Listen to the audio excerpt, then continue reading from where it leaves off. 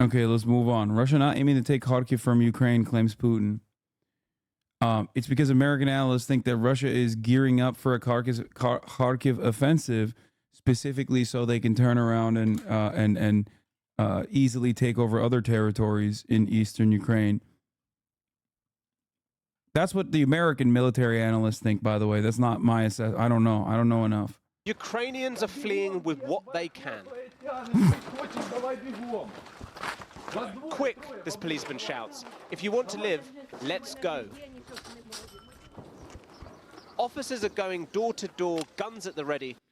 I think your takes on Iran, while mostly true, is accidentally misleading. Iranian government not being good is a huge understatement. Iranian government is the most horrific tyrant in the Middle East in terms of behavior towards their own people. Bro, there is not a single fucking day where I've been like, yo, I love Iran. Iran is actually fucking awesome. I don't know why chatters literally turn around and repeat things that I also agree with. Like, it's so fucking stupid. I don't know. I don't know what else you guys want from me. What do you want me to say? Like, I don't understand it. The Iranian government is awful. And we are directly responsible for its power and influence, both in the region and both in Iran as well. Oh my God. I don't know why. I don't know why people make it seem as though I'm not aware of this.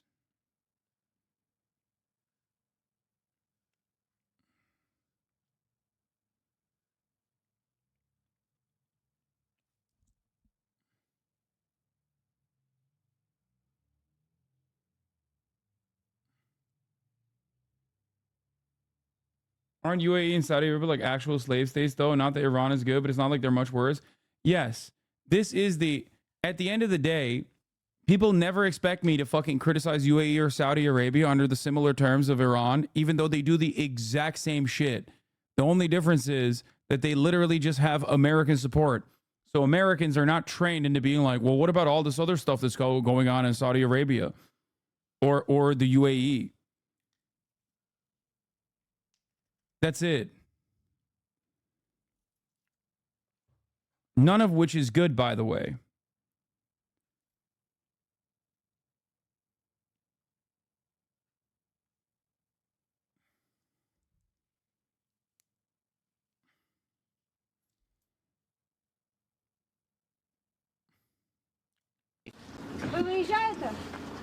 As they evacuate citizens in Vovchansk, which for a week now has been the focal point of a Russian advance that has stunned Ukraine. The town is constantly shelled. More than 20 guided bombs hit Vovchansk just yesterday. It is dangerous to stay in the town. Russia today said they had now taken 12 settlements in the Kharkhiv region, with Ukraine's top commander warning of heavy battles to come. Ukraine's military released video of what it said was their soldiers firing at Russian forces, as President Zelensky said they were stabilizing the region. Thanks to our forces, we've managed. There's more slavery in the U.S. Than Saudi by far. What do you mean, source, chatter? He's not wrong. We house 25% of the entire fucking planet's prisoner population. The fuck do you think is going on? That literally, the fact that you said source to that unironically implies that we are so far removed from the reality. It's the same principle behind those guys have work camps and gulags. We have prisons. Okay? Our enemies have gulags. We have prisons. It's different. It's not fucking different. It's just a way to shelter Americans from the truth that our country is not the freest country on the planet. Far from it.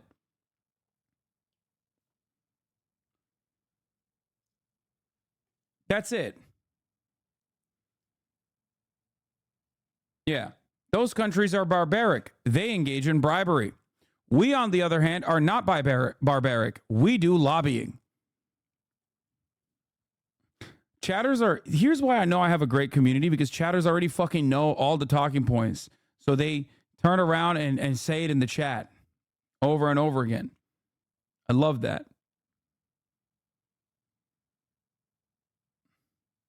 Nah, Saudi is not a place you want to go whataboutist on this, though. The indentured servitude there is insane. Yeah, all the Gulf states have fucking insane indentured servitude.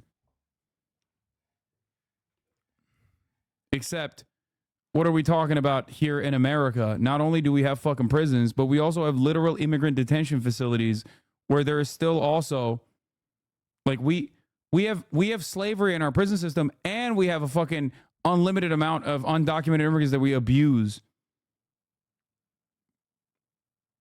Once again, yes, Saudi Arabia brings in immigrants, or Gulf nations bring immigrants and then take their fucking passports and enslave them. That is true. We don't take people's fucking passports, but we literally abuse them all the same. We put them in the poultry facilities, though.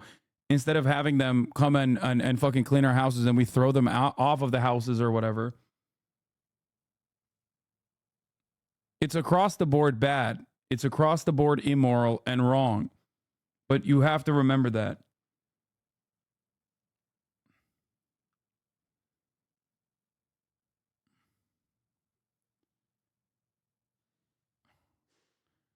All the while, we're having this conversation on which country has taken what position on genocide.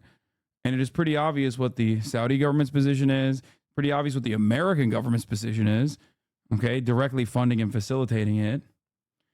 Saudi is aiding and abetting it. America is directly funding and facilitating it. Israel is doing it. Iran, on the other hand, is at the very least funding the Popular Resistance Front against it. So there you go. This conversation is specifically on those terms. Genocide. Who's doing it? Who's resisting against it? That's it. I agree with everything you said, as I am Saudi myself, but we do not hold passports. Where'd you get this from? Fox News? You think, first of all, Saudi chatters, do you think Fox News would ever say the Saudi government or there's a system of indentured servitude in Saudi Arabia where they withhold passports? Are you crazy? They only say that about Qatar. They never say that about Saudi Arabia. Mohammed bin Salman gave an English interview to Fox News. Mohammed bin Salman gave his only English-speaking interview to Fox News.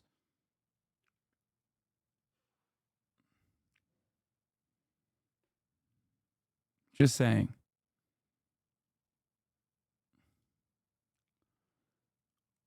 Managed to build confidence in the direction of Vovchansk. However, Russian shelling and threats persist. Our counterattacks are ongoing, including in other parts of the Kharkiv area. The chatter is not wrong. In these 2 years, holding passports has become illegal in the country. First of all, great. I'm really glad that the Saudi charm offensive is working in Saudi Arabia. Okay.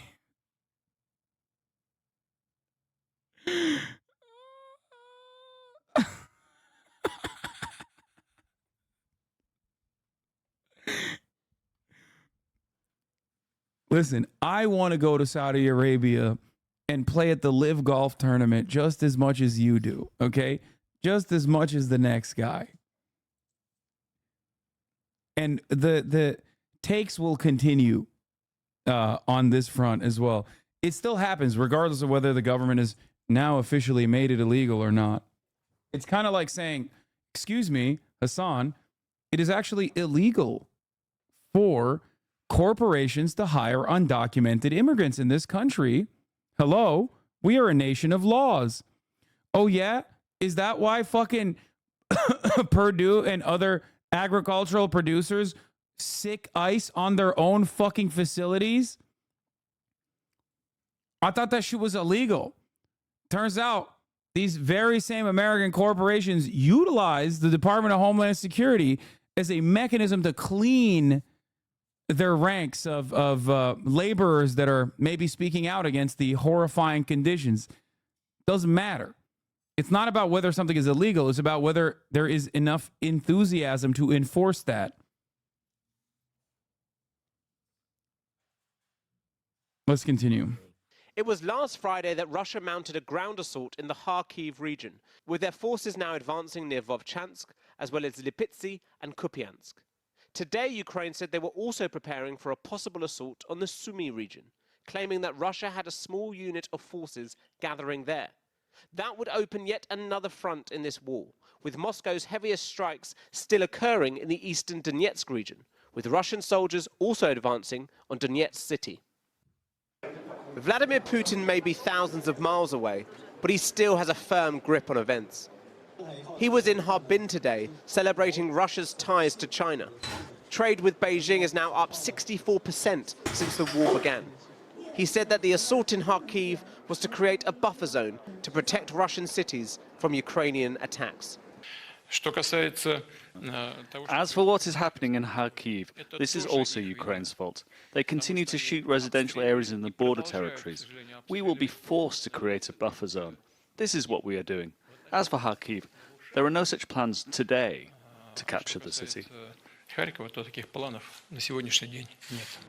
Ukraine unleashed drone attacks, with this one setting fire to an oil refinery on the Black Sea, forcing an emergency shutdown. Russia has blamed Western forces for allowing these attacks deep inside Russia and warned them they were playing with fire. Yet it is Moscow who started this war and began the flames that still burn from Kharkiv down to the south, as yet more and more Ukrainians flee for their lives. Super Bowl champion Chiefs kicker HasanPiker getting some backlash after his commencement speech at a Catholic university for comments he made about gay rights, abortion, and the role of women in society. Stephanie